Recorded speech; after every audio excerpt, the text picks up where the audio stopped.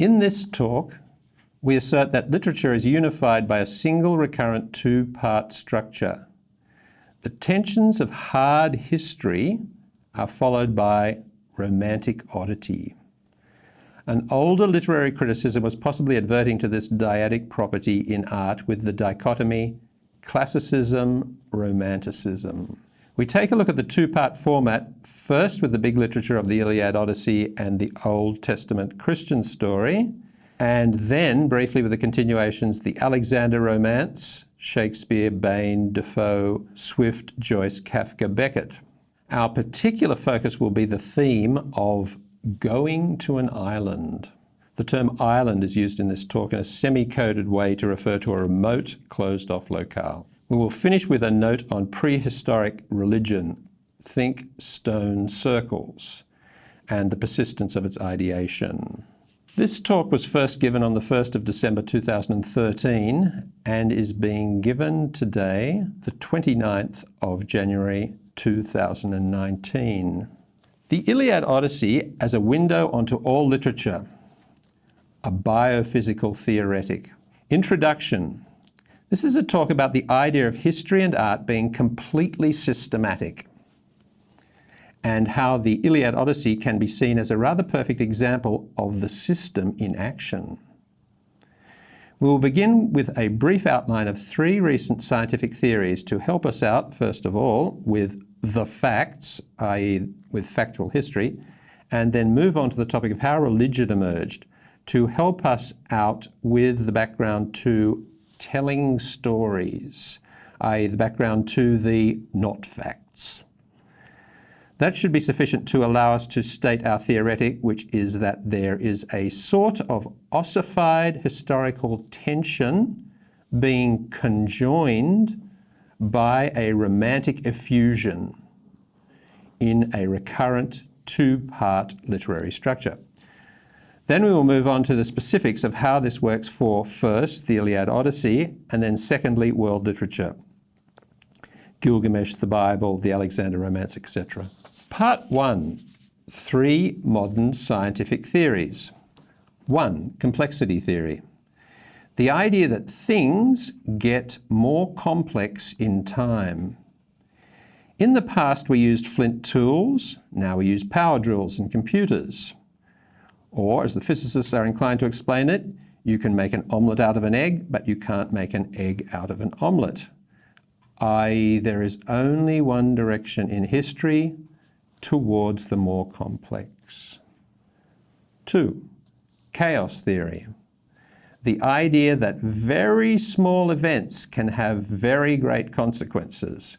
So famously, the idea that a butterfly flapping its wings in South America can cause a storm in the Northern Hemisphere. But going hand in hand with this insight is the postulation of a countervailing limiting process, a self-organizing principle which holds the chaos in check from the furious and inevitable flapping of insect wings, and the creation of a generally stable and temperate world where animals can quietly go about their everyday lives. There doesn't seem to be much chaos in this room that we're in at the moment. 3, edge of chaos theory. This is a sort of bundling together of theories 1 and 2. So, complexity with chaos into a single whole which provides a model for what could be designated by the ordinary English word evolution. So ordinary English word, not Darwinism. It's a theoretic which sees the whole of the physical reality that we experience as an inescapably dynamic one. The dynamic with regard to history involves capital B befores and capital A afters.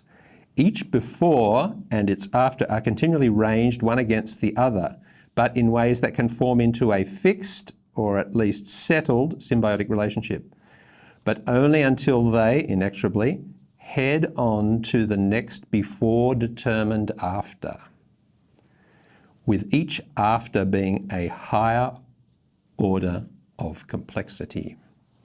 So just hold those three theories in mind for the moment. Part 2, this has been lifted from an earlier talk of mine, the origins of religion.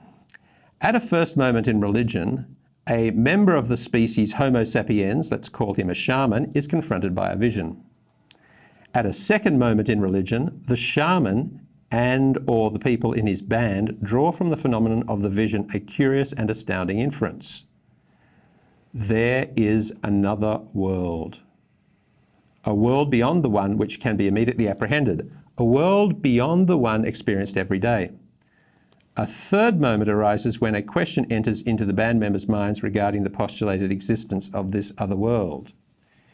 Can you get to it? The most basic ideas generated by this question are that, first of all, you might be able to get to this other world via the ground, and particularly via the permeable substance water. And most people will be familiar with the ancient worship, even as late as Greek and Roman antiquity, around springs and marshes. But secondly, you might be able to get to the other world by going up high on, for instance, a mountain. Those familiar with biblical texts will remember the continual reference to worship taking place at high places. Even the idea of worship at the Jerusalem temple is worship on Zion's holy hill. There is, however, a third possibility for the attaining of the other world, and it is by simply travelling across country till you finally arrive at the end of this world, where, for instance, the sun rises, or where it goes down below the earth, and where the passing of time and the whole meaning of life will become clear to you, or where you will find dead ancestors who can explain such things. A further idea soon attaches to that of the other world and the getting to it. It concerns Homo sapiens' greatest fear, death, and is of this kind. If you just stay in the place where you currently are, you're going to surely end up dead, as other members of the band have done, through old age, disease, or ill luck.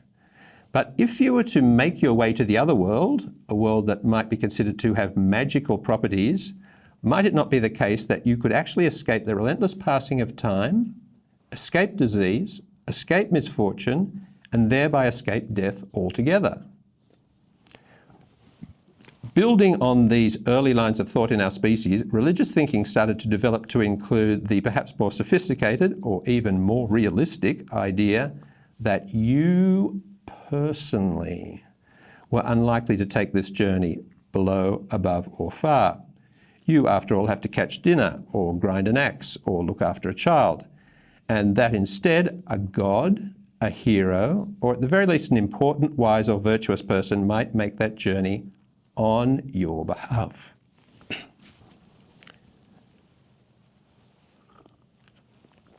The introduction of these abstract notables doing things on your behalf, and for which you might have to pay a small fee, brought an end to the idea of religion as mere vision, or as some solution to the vague, albeit pressing, fears about death.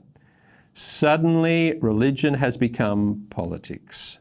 And more than that, for the last 5,000 years, it has become an amalgam of practical politics, philosophy, and moral precept. Part 3, the system of history art.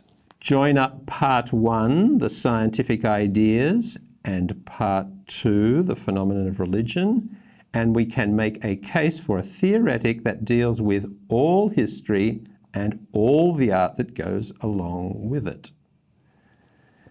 Our species, from its inception, or from the point when it stumbled on the idea of religion or art, understand religion and art to be the same thing just for the moment, requires a continual diet of escape from the everyday, a constant diet of romantic effusion, a diet of abstractions, i.e. of abstracting from reality, and of exoticisms, in the usual case the need to go off somewhere else, and which usually involves confronting or in some way dealing with wild animals or foreigners or members of the other sex.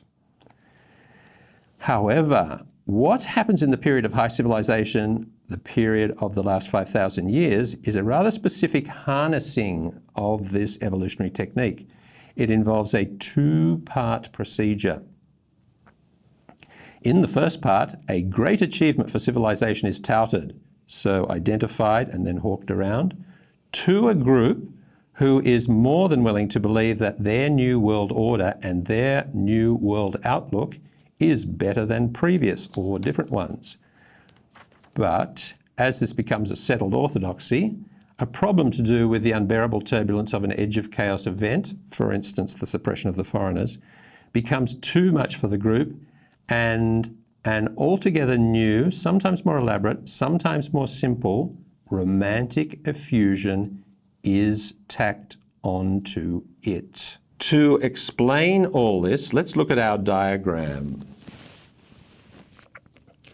For today's purposes, I only want to draw your attention to two aspects. The first is the obvious one. How does the great engine of history, art, work?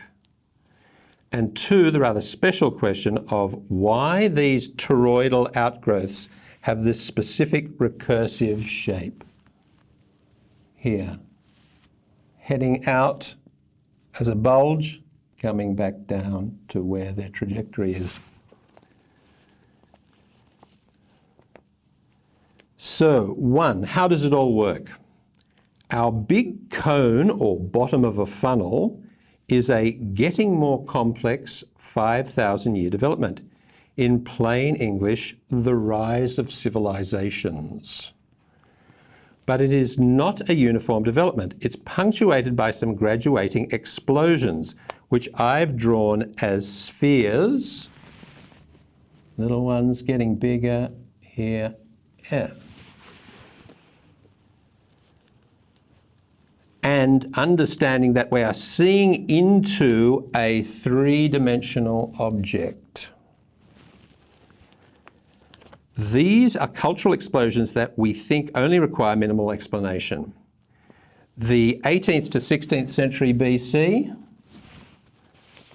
The 18th century is the time of the first Gilgamesh texts in Sumerian. So in art, you have a first tackling of the topic, the how and why of the coming of civilization. And in the real world, for the period of the 18th to 16th centuries, we have the Hammurabi laws, the beginnings of the Hittite and Assyrian empires, and the start of the New Kingdom in Egypt. Here, the 8th century BC is when the Iliad is being set down, and is also the time of the Greek Revolution. The coming of a Greek empire of sorts, and of, quotes, world trade, and of cultural developments such as the Olympic Games. Here, the 1st century and the first 2 centuries AD is the period of the dominance of Rome. Pompey clears the Mediterranean of pirates, creating one big commercial opportunity. And it is the time of the arrival of Eastern ideas at Rome, the Christian Revolution and Stoicism in the Roman upper class. Think Marcus Aurelius. Here, 1600 to 1800, the time of such writers as Shakespeare, Bain, Defoe, Swift, and texts such as The Tempest, Robinson Crusoe.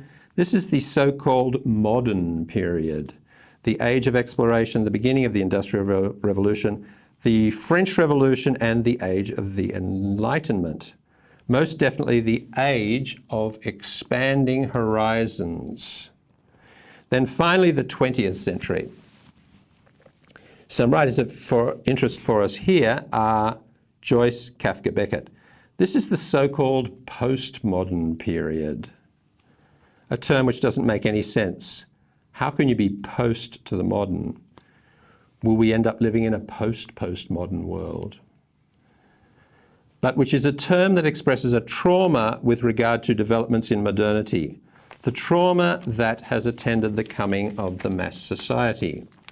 Various anxieties associated with personal insignificance, the anxiety over capital BG, big government, totalitarianism and authoritarianism, anxiety over world industrial projects, including world wars, and the fear of being dominated and displaced by machines and mechanized procedures. So, what we are saying about the big engine is that these spheres represent bottlenecks or tumors for history art, and that they are caused by the upgrade to higher civilization. The two principal factors giving rise to the historico-literary bottlenecks are: one, abstraction. The need for abstract thinking comes with every upgrade of civilization. It's the evolutionary imperative to think more scientifically. And factor number two is a lowering of aggression. In complex societies, there needs to be a lowering of aggression so that people who don't know each other can meet up, work together, and generally get on without regional or suburban prejudices. So that's the spheroidal cultural explosions here. And they are of interest in our talk today, but what we are more interested in is the accompanying phenomenon, the outgrowths from them. So we're not so much interested in Gilgamesh and Kiddo's story that launches the Gilgamesh tale, not so much interested in the Iliad, the Old Testament, Alexander's conquest of the Greek states and Persia, the explosion of modernity, which including an explosion of the idea of classicism, or the fact-centered obsessions of the 19th and 20th centuries with their scientific theories on every topic imaginable. Instead, what we are interested in are the romantic effusions that become conjoined to them. The explosions on top of the explosions, so to speak. And these texts in particular, the journey to Utanapishtim in the Gilgamesh tale, the Odyssey, so Odysseus' voyages to various islands, the Christian story, the Alexander romance material from the end of Book 2 onwards, so after the conquests, The Tempest and Robinson Crusoe, Joyce's Ulysses, Kafka's Metamorphosis, and In the Penal Colony, and Samuel Beckett's Malone Dies. Part 4, the Iliad and the Odyssey. The Iliad and the Odyssey have very different content. The first deals with a long war in a single place, the second with a wide-ranging journey for an individual's salvation. But for all the differentiation, someone, perhaps even a person called Homer, for all the true believers out there, has gone to a lot of trouble to package up the two stories as one entity. Both 24 books, both 10 years long, both written in the same style, both having peculiar thematic and motif echoes, the appropriation of a woman, Helen, then Penelope, fig trees on the plain before Troy and on Charybdis, boar's teeth on Odysseus' helmet and as a mark on his body, two figures living under the curse of murder pollution, Patroclus in the Iliad, Theoclymenus in the Odyssey. Both of their names suggest that being tainted goes with high birth. Patroclus' name means fame of the father. Theoclymenus is Mr. God famous. So, an authoring entity, for all the difference in content, has wanted to shout at us, Part 1, Part 2. Or to put it another way, two things very different, two things intimately connected. So, what is the pattern of this connection? How should one describe the conjoining? According to me, it's Part 1, the raw tensions of history, and Part 2, an attempt to escape from them, and an attendant failure to ever completely do so. The raw tensions to be found in the Iliad are city versus country, centre versus periphery, wealth versus modest means, and perfect dynasty versus difficult troublemaking chieftains. And because it takes place over a 10-year period, i.e. a long while, and is all in the one place, the poem is describing the unbearable grinding dysfunction of a war of attrition. The Odyssey, our designated Part 2, is an escape from the unbearability. It takes place in a completely different literary terrain, a passing parade of utopias and dystopias, a nicely varied terrain of ends of the earth locales, frequently islands with a holiday atmosphere.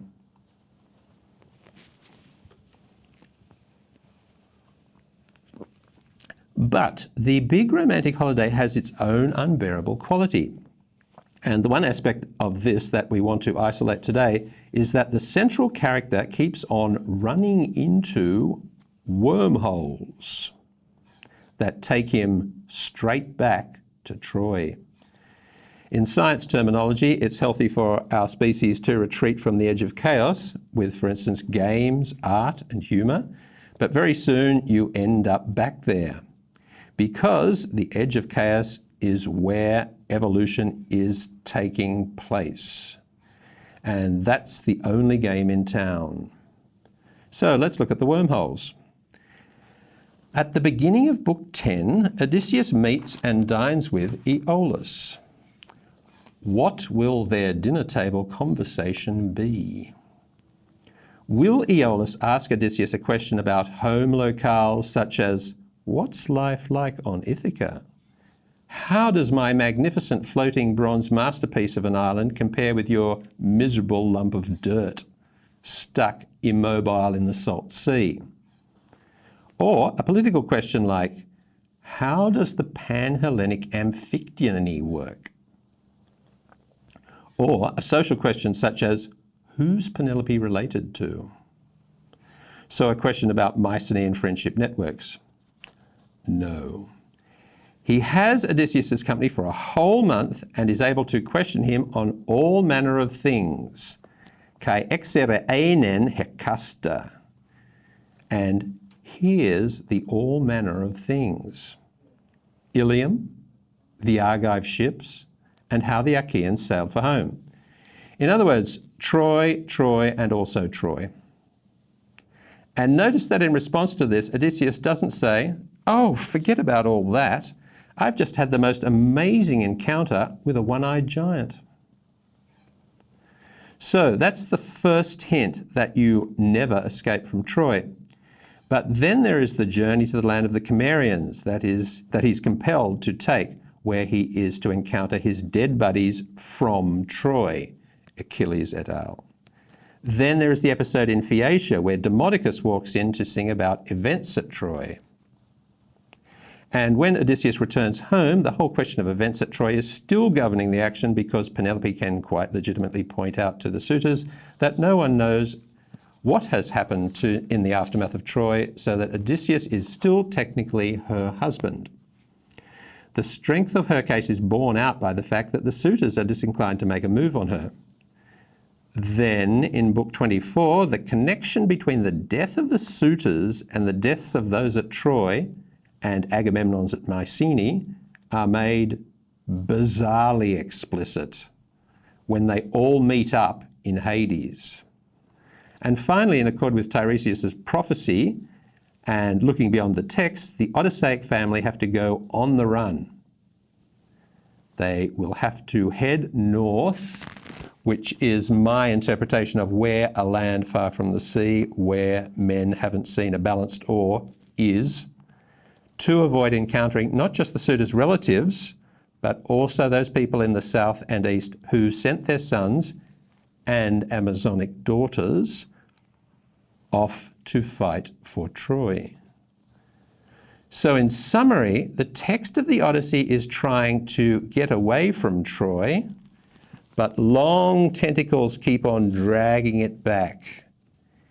Hence this toroidal recursive shape. Troy, that great symbol of civilization, is the Hotel California of antiquity. You can go there, but you can't ever escape. Part 5, 1.5 minutes on world literature. The simplest way of thinking about the two-part system of literature is to say that it is characterized by a first part that is pro the coming of civilization and a second part that is being traumatized by that development. Gilgamesh. With Gilgamesh and Enkidu, you have the forces of history.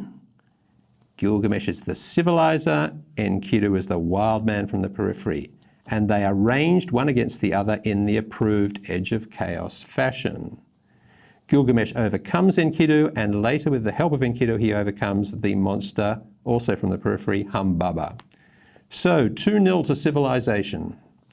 But after the gods execute Enkidu for the murder of Humbaba, Gilgamesh has a devastating problem. He is alone. Now there is only civilization, and he is compelled by his trauma to go on the journey to the ends of the earth to Utanapishtim. Utanapishtim's name means Mr. Far Away. So, first the success of civilization, then the romantic exit to cope with trauma. With the Bible, you have an Old Testament of tribes, kings, battles, a backsliding populace, and a Potiphar's wife. So the real elements of actual history, but with a 2-part structure. Part 1, attaining the city of Jerusalem. Part 2, the traumatic aftermath of a whole series of perceived faithlessnesses. Then, for all of that, you have another Part 2. The Christian story. So a story that is another romanticism, another escape from history, with a magical man who astounds the world with his magical deeds and supernaturally wise utterances. And this all takes place in peripheral areas. The Jordan River, the Galilee, which means literally the periphery, Caesarea Philippi, Sidon, etc. And then in the straight capitulation of the activity of the Old Testament prophets, you have to leave the world of shepherds and sheep and travel to the city to deliver your traumatic message. That the city hierarchy is unimportant, filled with ignorance and iniquity, later to be recapitulated yet again by Paul traveling to Athens and Rome.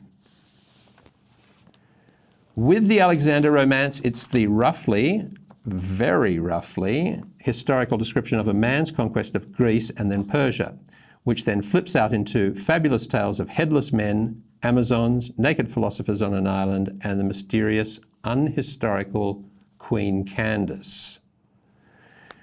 With Shakespeare, you have history plays and domestic comedies, but this gives way to A Midsummer Night's Dream, the meditation on a retreat from society in Love's Labour's Lost, and a pondering of ultimate meaning in The Winter's Tale and The Tempest.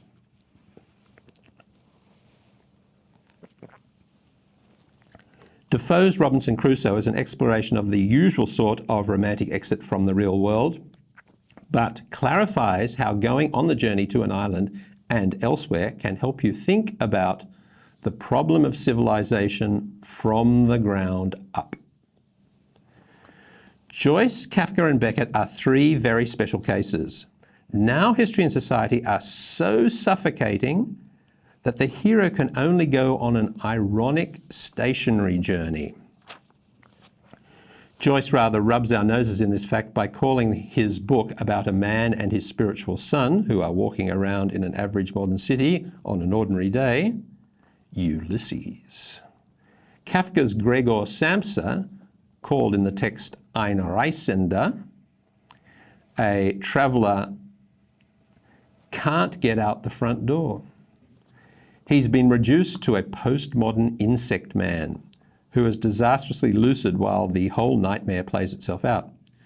The mysterious explorer of Kafka's In the Penal Colony, who turns up, we don't ever find out exactly how, nor are we sure he will ever get away, at an unnamed island, is treated to the ironic spectacle of a nightmarish torturing and self-torturing by submissions to a machine, all in the cause of some sort of hard-to-countenance state authoritarian ideal.